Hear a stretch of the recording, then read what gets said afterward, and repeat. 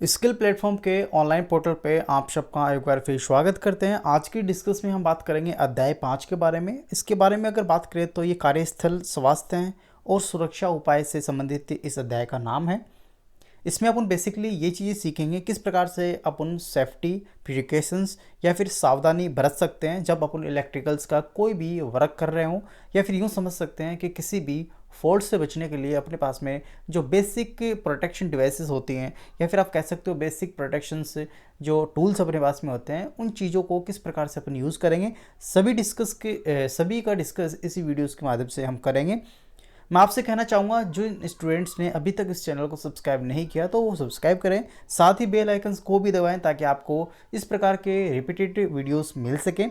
तो चलिए आज की डिस्कस को हम यहाँ पे डिस्कस करते हैं। सबसे पहले अध्याय नंबर, तो यहाँ से सबसे पहले अपन परिचय के बारे में चलते हैं। कार्यस्थल स्वास्थ्य एवं सुरक्षा उपाय का परिचय जो है, आप किसी भी कार्य पे कोई इलेक्ट्रिकल का काम कर रहे हैं तो उस समय आपको सबसे पहले अपने स्वास्थ्य सुरक्षा की रक्षा के लिए बनाई गई कुछ प्रोटोकॉल, कुछ महत्वपूर्ण जो बिंदु हैं उनको यहाँ पे ध्यान में रखना होगा। उन्हें सुरक्षित वस्तुएं, सुरक्षित भंडार, खतरनाक वस्तु से निपटने के लिए भी आपको जानकारी होनी चाहिए। साथ ही कार्यस्थल पर खतरा एक ऐसी चीज़ों से होता है जो टेक्नीशियंस उसको फॉलो नहीं करता, या फिर यूँ समझ सकते हैं कि जब इसके बेसिक प्रोटेक्शंस में आप लोग जो डिवाइस यूज़ करते हो, जो टूल्स यूज़ करते हो, वो प्रॉपरली उसको नहीं कर पाते, तो उस कारण आपकी एक बड़ा हादसा यहाँ पे हो सकता है। तो उसको आपको रिपीट नहीं करना। साथ ही यहाँ पे आप लोग देख सकते हैं जब एक टेक्नीशियंस घटकों को स्थापित या असेंबल करता है तो उसे खतरों का सामना यहाँ पे करना पड़ता है। साथ ही कार्यस्थल से संबंधित अनेक प्रकार के खतरे भी आपको देखने को मिलते हैं, जिस प्रकार से वाटर प्यूरिफायर स्थापना असेंबली प्रक्रिया के साथ में जुड़े होते हैं। टेक्नीशियंस को वाटर प्यूरिफायर की स्थापना से जुड़े हुए कुछ महत्वपूर्ण खतरों को भी यहाँ पे नॉलेज में होना चाहिए, जागरूक भी यहाँ पे होना चाहिए, और उससे उचित सावधानी जो है वो भी उसको बरतनी चाहिए। आपको यहाँ पे आरओ प्लांट से संबंधित भी मैंने एक वीडियो अपलोड किया है, वो भी आप लोग यहाँ पे देख लीजिएगा, इसी से संबंधित वो वीडियो है। तो इसके बारे में आपने समझ लिया होगा किस प्रकार से कार्यस्थल पे जो खतरे आपको यहाँ पे फेस करने पड़ते हैं किसी भी इलेक्ट्रिकल टूल्स को रिपेयर करते समय, या फिर किसी भी इलेक्ट्रिकल टूल्स को मेंटेनेंस करते समय डिफरेंट प्रकार के खतरों से प्रोटेक्शन प्रोवाइड करने के लिए जो डिवाइसेस, जो प्रोटेक्शन आप यूज़ करते हो, उसको आप यहाँ पे कह सकते हो प्रॉपर आपका प्रोटेक्शन। यहाँ से आप लोग देख सकते हो इस स्क्रीन के माध्यम से, electricity is a great friends A deadly enemies. तो आप यहाँ पे इससे समझ सकते हो किस प्रकार से यहाँ पे नंगे वायर पे इसने यहाँ पे पैर रखा है। नेक्स्ट अगर बात करें, नेक्स्ट विद्युत संबंधी खतरों की अगर बात करें तो एक विद्युत संबंधी खतरा एक खतरनाक स्थिति को परिभाषित करता है, और यही आपको खतरनाक स्थिति एक सक्रिय उपकरण, या फिर आप कह सकते हो किसी भी कंडक्टर में फ्लो ऑफ करंट, जब किसी भी चालक में विद्युत धारा प्रवाहित होती है तो उसके कट जाने और उसको हम छू जाने के कंडीशंस में आपको ये घटना देखने को मिलती है। साथ ही तकनीशियन इस सक्रिय उपकरणों के संपर्क में आने से पहले एक प्रॉपर उपकरणों का यहाँ पे यूज़ करता है, या अगर इन चीज़ों को यहाँ पे यूज नहीं करें तो आपकी एक बड़ा हादसा या फिर घायल होने की कंडीशन यहाँ पे बन जाती है। साथ ही यहाँ पे झटके लगने, arc flash burn, thermal burn या फिर ब्लास्ट की इंजरी होने की संभावना भी यहाँ पे बनी रहती है अगर इस प्रकार की प्रोटेक्शन आप फॉलो नहीं करेंगे। तो एक इकाई में घटकों को इकट्ठा करते हुए जागरूक होने और उचित सावधानी बरतने से कई खतरों से आप यहाँ पे बच सकते हैं, या फिर आपको अपने आप को प्रोटेक्ट कर सकते हैं। कार्यस्थल पर सुरक्षा भी आपको सुनिश्चित करनी होती है। नेक्स्ट अगर बात करें तो कुछ यहाँ पे सिंबल्स हैं जो इलेक्ट्रिकली प्लेटफॉर्म पे आपको यहाँ पे देखने को मिलते हैं। अगर मैं उन सिंबल्स की बात करें तो यहाँ पे सबसे पहला सिंबल जो है, pull the plug not the cord. जब भी आपके पास में किसी फॉल्ट की कंडीशन बनती है तो आप कॉर्ड को ना खींचे, सबसे पहले बटन को आपके पास में प्लग जो है उसको यहाँ पे पुल करना चाहिए, ना कि कॉर्ड को। नेक्स्ट अगर बात करें तो फॉल्टी वायर्स, अगर कोई भी वायर में आपका फॉल्ट आपको दिख रहा है या फिर फॉल्ट हो जाए तो उस केसेस में कैन स्टार्ट ए फायर, तो वहाँ पे एक आग लगना स्टार्ट हो जाती है। तो उस केसेस में आपको प्लग को सबसे पहले ऑफ करना चाहिए, ना कि कॉर्ड को खींचना चाहिए। तो इस प्रकार के आप लोग देख सकते हो एक विद्युत पैनल कैबिनेट के आसपास सुरक्षित रूप से काम करने तथा इस प्रकार के महत्वपूर्ण बिंदु को आपको जो याद रखने हैं उनकी अपन बात करेंगे। सबसे पहला बिंदु जो आपको याद करना पड़ेगा या फिर आपको दिमाग में रखना पड़ेगा कि जब आप किसी भी इलेक्ट्रिकल टूल्स पे या फिर किसी भी धारावाहिक चालक में जिसमें धारा फ्लो हो रही है उसको आप रिपेयर कर रहे हो, मेंटेन कर रहे हो, या फिर किसी डिवाइस को मेंटेनेंस कर रहे हो, तो उस समय उन बिंदुओं का जो आपको ध्यान रखना है। सबसे पहला बिंदु है कार्ड और तारों पर आपको ध्यान देना होगा, किस प्रकार के तार का क्या कनेक्शन यहाँ पे किया हुआ है, तो उसके बारे में आपको ध्यान होना चाहिए। सबसे पहले ढीली कार्ड और तारों से खतरा यहाँ पे पैदा हो सकता है, यानी जो लूज वायर हैं उसमें आप अटक सकते हो या फिर उलझ भी सकते हो, या फिर उन वायरों में जो इलेक्ट्रिसिटी है वो प्रॉपरली फ्लो ना होना, स्पार्किंग होना। बिजली के खतरे भी यहाँ पे अनेक प्रकार के हो सकते हैं, जिस प्रकार से आप लोग देख सकते हो यहाँ पे एक व्यक्ति है और यहाँ पे पावर प्लग लगा हुआ है, और इस पावर प्लग में एक कोड है जो लूजली यहाँ पे पड़ा हुआ है, ढीला तार है, तो उसमें किसी भी व्यक्ति का पैर अलझने की यहाँ पे चांस रहती है।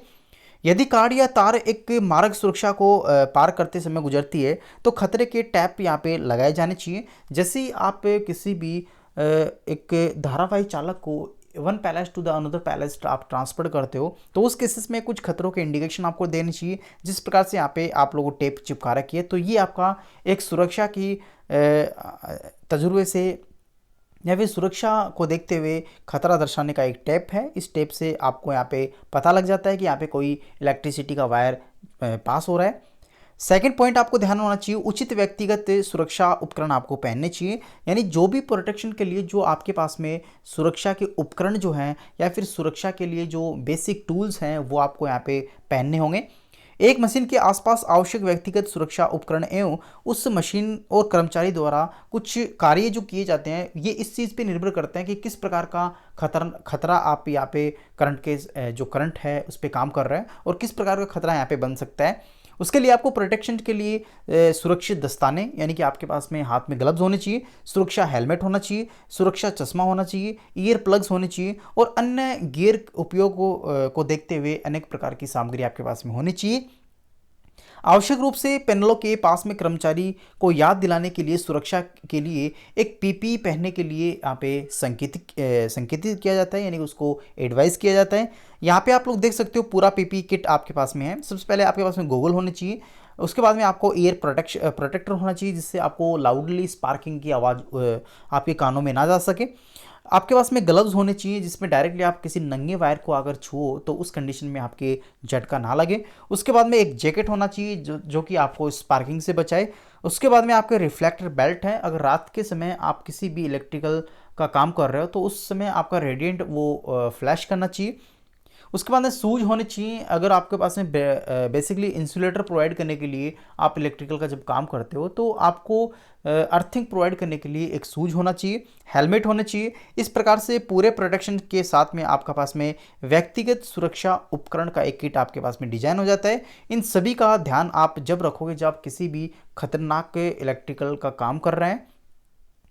यहाँ पे आप लोग देख सकते हो सेफ्टी के पॉइंट ऑफ व्यू से आप लोग देख सकते हो यहाँ पे हेलमेट पहना हुआ है, आपका स्पेक्ट्रल पहना हुआ है, उसके बाद में यहाँ पे आपका जैकेट पहना हुआ है। लेकिन यहाँ पे अगर देखें तो अंडर कंस्ट्रक्शन के ऊपर देखें तो एक्सीडेंट होने के यहाँ पे चांसेस है। यहाँ पे किसी प्रकार का इलेक्ट्रिकली प्रोटेक्शन यहाँ पे इसने यूज़ नहीं कर रखा, तो इस प्रकार से आपको प्रॉपर वे में ये प्रोटेक्शन आपको यूज़ करना है। नेक्स्ट अगर बात करें थर्ड पॉइंट्स की तो यहाँ पे गर्मी स्रोतों की आसपास सावधानी आपको बरतनी होगी ताकि किसी भी वायर को पिघलने या फिर प्रॉपरली उसको हीट डेवलप ना होने से बचा सके। कुछ पैनल उपकरण संचालन करते समय गर्म होते हैं, सभी को इस क्षेत्र के बारे में पता होना चाहिए। साथ ही इसके आसपास की जो जगह है उसमें सावधानी अपन को बरतनी चाहिए। दस्तावेज लो प्रतिरोधी कपड़े का उपयोग यहाँ पे करना चाहिए। यहाँ पे आप लोग देख सकते हो पीपी की आवश्यकताओं को देखते हुए यहाँ पे लो प्रतिरोधी कपड़े आपको पहनने चाहिए, ये आपका जो है लो प्रतिरोधी कपड़े हैं। उसके बाद में पॉइंट नंबर 4 की बात करते हैं, तो जब एक पैनल या उपकरण के आसपास सफाई करते समय कुछ चीज़ों का ध्यान आपको रखना चाहिए। सबसे पहले आपको रखना चाहिए कि खतरों को देखते हुए आग और विस्फोट के खतरे यहाँ पे रहते हैं। नेक्स्ट अगर बात करें तो सफाई के दौरान पीपी की आवश्यकता होगी। उसके बाद में विद्युत के झटके का खतरा यहाँ पे रहता है, तो इन पॉइंट्स को आपको ध्यान होना चाहिए। यहाँ पे उपकरणों की सफाई करते समय एक स्प्रे का आपको यहाँ पे यूज़ करना चाहिए ताकि डायरेक्टली आपकी डस्ट जो है उसमें आपको हाथ ना टच ना करके डायरेक्टली स्प्रे के थ्रू उसको ऑब्जर्व कर ले। नेक्स्ट वार्निंग के लिए आपको इस प्रकार के पैनल को देखना चाहिए। सफाई के लिए चेतावनी ये निर्देश आपको डालने चाहिए। Warning electrical panel keep clear up to 36 inches, यानी कि ये इलेक्ट्रिकल पैनल से आपको 36 इंच की दूरी बनाए रखना है। तो इस प्रकार के वार्निंग्स पैनल्स भी आप लोग यहाँ पे डाल सकते हैं। नेक्स्ट 5वें पॉइंट्स की बात करें तो चित्रों और लिखित निर्देशों का पालन आपको करना होगा जब आप इलेक्ट्रिकल का काम कर रहे हैं। पैनल उपकरणों में कर्मचारियों के खतरों के लिए अनेक प्रकार के संकेत लेबल यहाँ पे लगे होते हैं। यहाँ पे आप लोग देख पा रहे हैं 480 वोल्टेज का एक पैनल आपके सामने है और यहाँ पे डिफरेंट प्रकार के जो वार्निंग सिंबल्स हैं, इंडिकेटर जो हैं, या फिर आप कह सकते हो जो छोटे छोटे लोगोज लगे होते हैं, उनको यहाँ पे प्रोटेक्शन के लिए यहाँ पे लगाए जाते हैं। यहाँ पे आप लोग देख सकते हो डेंजर का सिंबल है, वार्निंग का सिंबल है, कॉशियस है। उसके बाद कुछ पैनल्स के यहाँ पे ए मतलब ब्राउन है, बी मतलब ऑरेंज है, सी मतलब येलो है, न्यूट्रल मतलब ग्रे है। तो इस प्रकार के कोड यहाँ पे इसमें यूज़ कर रखे हैं। तो प्रॉपरली यहाँ पे उसको आपको डिफाइन किया हुआ है। छठे पॉइंट्स की बात करें, परीक्षण करते समय पैनल में घटकों को वापस से जगह पर लगाते हुए उनको सावधानी बरतनी चाहिए। यानी कि सबसे पहले आपने जो घटक निकाले हैं रिपेयरिंग करने के लिए, वापस उन घटकों को उसी स्थान पर रखने के लिए आपको बेसिकली कुछ चीज़ों का ध्यान रखना चाहिए। नेक्स्ट अगर बात करें तो यहाँ पे danger of death, high voltage, इस प्रकार के सिंबल्स आपके पास में यहाँ पे होंगे, तो वहाँ पे आप उसके नियरेस्ट ना जाएं। यहाँ पे कुछ इस प्रकार का सिंबल्स आप लोग देख पा रहे हैं कि आपको पता नहीं है तो आप वायर को डायरेक्टली छुए नहीं, या फिर उसको नंगे हाथों से उसको डायरेक्टली केबल को टच ना करें, या फिर गिले हाथ से उसको टच ना करें, या फिर आप यूँ समझ सकते हो विद्युत धारा के प्रवाह के लिए विद्युत चालकता यहाँ पे जो तार लगाए जाते हैं उनकी मरम्मत के समय आपको गिले हाथों से उनको यूज नहीं छूना नहीं चाहिए।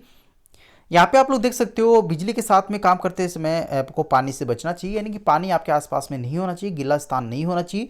क्षतिग्रस्त इंसुलेशन, टूटे प्लग्स के साथ भी उपकरण यहाँ पे आपको यूज़ करने चाहिए। जब आपके कोई भी जो इलेक्ट्रिकल के वायर कट हो जाते हैं या फिर अनरिपेयरेबल जो होते हैं, उनको भी आपको टूल्स की सहायता से रिपेयर करना चाहिए।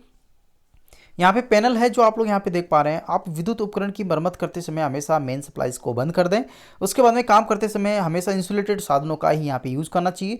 जैसे आपके पास में एक प्लायर है, कॉम्बिनेशन प्लायर है, तो इसमें प्रॉपरली रबड़ का प्रोटेक्शन होना चाहिए। नेक्स्ट आप लोग यहाँ पे देख सकते हो नोज प्लायर है, उसके बाद साइड कटर है, ये आपका जो क्रिम्पर है, या फिर आप कह सकते हो वायर कटर है। उसके बाद में कुछ साइज़ के स्क्रू ड्राइवर हैं। तो इनमें सभी में प्रॉपरली यहाँ पे प्रोटेक्शन यहाँ पे यूज़ किया गया है हत्थे पे, यानी कि इंसुलेटेड मटेरियल से बने होते हैं ताकि इनमें डायरेक्टली करंट पास ना हो सके और उस करंट से हम आसानी से बच सकें। कभी भी बिजली से जुड़े हुए जो उपकरण होते हैं उनकी मरम्मत का प्रयास ना करें। हमेशा एक टेस्टर का उपयोग करते हुए उसको में बिजली को जांचें, यानी कि आपके पास में एक नियॉन टेस्टर होना चाहिए जिसमें किसी भी नंगे तार को टच करके उसमें आप देख सकते हैं कि इसमें आपका करंट फ्लो है या फिर नहीं है। हमेशा देश में वायर कोड को जानें, किस प्रकार के वायर कोड यहाँ पे चलते हैं।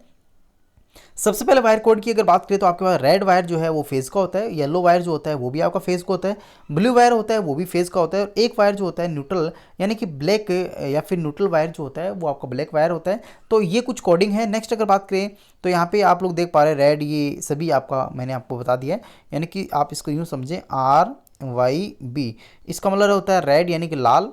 उसके बाद में इसका मतलब होता है येलो यानी पीला। इसके बाद में होता है ब्लू यानी कि नीला, और एक आपके पास में होता है न्यूट्रल जो कि ब्लैक कलर का होता है। तो ये वायर जो होते हैं ये प्रॉपरली में यूज़ करते हैं। और यहाँ पे तीन वायर जो होते हैं RYB, यानी कि आप यूँ समझे RYB, उसके बाद न्यूट्रल हो गया। ये वायर जो होते हैं ये तीनों तो फेज़ के वायर होते हैं, और ये जो वायर होता है ये आपका सिंपल न्यूट्रल वायर होता है, यानी कि न्यूट्रल में आप लोग जो भी इलेक्ट्रिकल पासेस करवाते हो उसका जो आउटकम जो आता है इसको आप न्यूट्रल वायर कहते हैं। नेक्स्ट अगर बात करें तो सावधानी, रासायनिक खतरे भी आपके पास में हो सकते हैं, यानी कि जो आपने केमिकल यहाँ पे डाला हुआ है तो रासायनिक रिसाव यहाँ पे हो सकता है। तो इस प्रकार से आप इनको भी ध्यान में रखना होगा। कुछ बेसिकली यहाँ पे इन्फॉर्मेशन जो थी वो मैंने आपको इस वीडियोज़ के माध्यम से देने की कोशिश कर रहा हूँ, जो आपके लिए इंपॉर्टेंट है पॉइंट ऑफ व्यू से। यहाँ पे देख सकते हो तेल भरने के लिए मशीन्स का आपको प्रॉपरली यूज़ करना चाहिए। ट्रांसफार्मर है, ऐसे नहीं कि अपना आप हाथ से कर रहे हो। यहाँ पे देख सकते हो ट्रांसफार्मर में मैनुअल तरीके से तेल भर सकते हो किसी भी ड्रम लेके। उसके बाद में यहाँ पे देख सकते हो आपके पास में ट्रांसफार्मर का ऑयल जो निकालते समय प्रॉपरली आपको प्रोटेक्शन यहाँ पे यूज़ करना चाहिए PPE किट के द्वारा। उसके बाद में डायरेक्टली आप इसको छू नहीं सकते, यानी कि जो भी कार्यस्थल पे विषाक्त पदार्थ जो हैं उनके संपर्क में आने से आपको बचना होगा और पर्यावरणीय बीमारियों से भी बचना होगा। जहरीले पदार्थ का सामना करते समय आपको उन प्रोटेक्शन का ध्यान होगा कि आप डायरेक्टली नंगे हाथ से उनको ना छुएं। तो यहाँ पे आप देख सकते हो बैटरी के द्वारा। नेक्स्ट अगर बात करें तो रासायनिक जलन, अगर आप इसके कांटेक्ट में आ जाते हो या फिर उसके टच हो जाते हो तो कुछ यहाँ पे बेसिक लक्षण आपको दिखाई देते हैं। रासायनिक जलन हो गया, उसके बाद में आंखों में जलन हो गया, मितली, उल्टी, दस्त हो गया, सिर दर्द हो गया, बुखार हो गया, दिल की धड़कन तेज हो गया। तो ये कुछ बेसिकली आपको इफेक्ट कर सकते हैं आपके काम पे। अग्निशामक ये मशीन की अगर बात करें तो इसका बेसिकली यूज जो है इस यंत्र का आग बुझाने के लिए किया जाता है और ये उपकरण जो है प्रभावी रूप से आग को नियंत्रित करने के लिए इस्तेमाल किया जाता है। आग बुझाने वाला एक बेलनाकार दबाव वेसल होता है, इसमें एक एजेंट होता है जिसे आग बुझाने के लिए छोड़ा जाता है और उसी से हमेशा हम एक फायरिंग एक्सटिंग्विशर भी यहाँ पे कहते हैं, जहाँ विद्युत उपकरण के साथ में इसका काफ़ी यूज़ किया जाता है। इसके डायग्राम को आप लोग देख सकते हो मेन स्क्रीन पे। आग बुझाने की मशीन है, इससे फायर एक्सटिंग्विशर या फिर आप अग्निशमन यंत्र कहते हैं। अग्निशमन यंत्र के विभिन्न भागों को मैं आपको बता देता हूँ। सबसे पहले यहाँ पे आप लोग देख पा रहे हैं पिन और सील हो गया, उसके बाद ये गोज हो गया, ये आपका होज हो गया, ये आपका नोजल हो गया जहाँ से आपका फायर बुझाने के लिए आप प्रेशर डालेंगे, ये आपका इंजेक्शन टैग हो गया। तो ये कुछ इसके बेसिकली पार्ट हैं, आपको यहाँ पे ध्यान होना चाहिए क्योंकि यहाँ से जो बोर्ड क्लासेस होते हैं काफ़ी एमसीक्यू या फिर वस्तुनिष्ठ प्रश्न बनने के चांसेस काफ़ी रहते हैं। तो वापस रिपीट कर देता हूँ। पिन सील पहला आपका पार्ट्स हो गया, गोज हो गया, होज हो गया, उसके बाद नोजल हो गया, नेक्स्ट आपका इंस्पेक्शन टैग हो गया। ये कुछ इस बेसिक के लिए प्रकार है। उसके बाद प्रैक्टिकली गतिविधियों की बात करें तो ये सभी गतिविधियां आपको लैब्स में करवाई होंगी सर ने, या फिर नहीं करवाई तो आपका सेशन के अनुसार वो करवा देंगे। तो ये कुछ सेटअप करने के हैं, जैसे आग बुझाने का यंत्र को किस प्रकार से आप इमरजेंसी केसेस में सेटअप करेंगे या फिर उसको कैसे यूज़ करेंगे। यहाँ पे आग बुझाने वाली मशीन के सुरक्षा पिन को पहचाने, यानी उसके जो प्रोटेक्शन पिन जो आपने डाल रखे हैं वो आपको समझने चाहिए। सील को तोड़ते समय सुरक्षा पिन की हैंडल को आपको खींचना होगा। लीवर को निचोड़कर आग बुझाने वाले यंत्र का उपयोग करना होगा। उसे एक साइड से दूसरे साइड्स में स्वेप करना होगा, यानी कि उसको रगड़ना होगा। यहाँ पे देख सकते हैं सबसे पहले आपने यहाँ पे इस प्लग जो स्वीप किया इस प्लग को, नेक्स्ट अगर इसको आपने डायरेक्टली इस फायर पे फ्लो किया और ये आपका देख सकते हो ये आपको बुझाने का काम कर रहा है। सील और सुरक्षा पिन खोलने के लिए कुछ कदम आपको उठाने होंगे। विभिन्न प्रकार के अग्निशमन यंत्र और उनकी बुझाने की सामग्री यहाँ पे प्रदर्शन की हुई है, आप लोग देख सकते हो।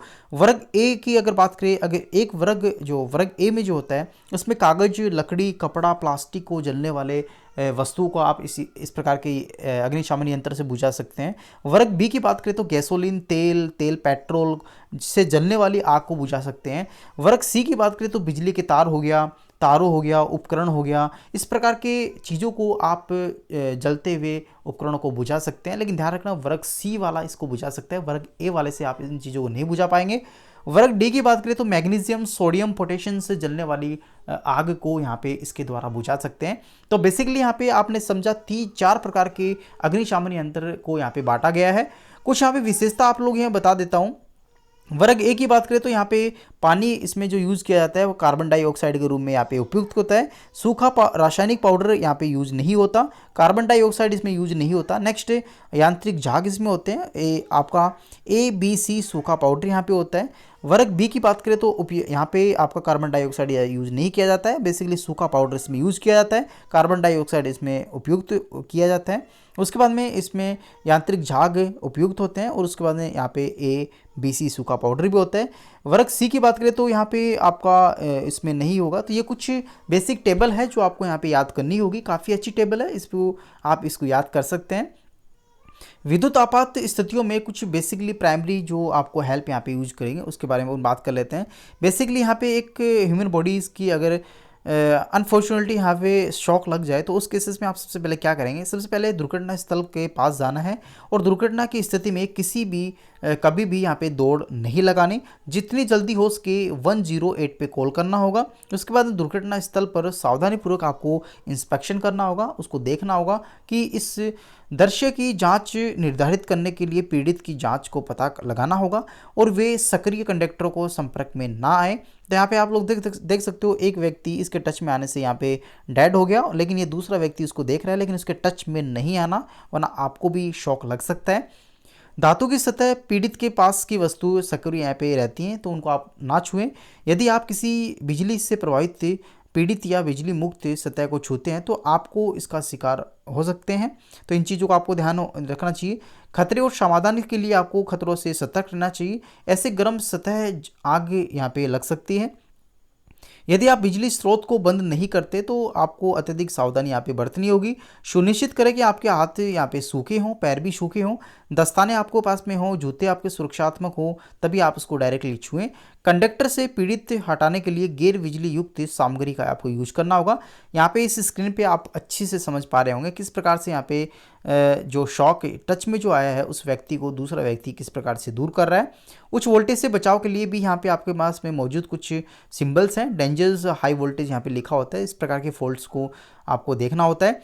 यहाँ पे ग्लव्स हो गया, आपके शूज़ हो गया, इन चीज़ों को मैं आपको पढ़ा चुका हूँ। प्राथमिकता चिकित्सा, सबसे पहले आपको कार्डियो पल्मोनरी रेसिटेशंस यानी कि सीपीआर रिपोर्ट के अकॉर्डिंग आप किसी भी पीड़ित को इस अवस्था में सुलाएंगे।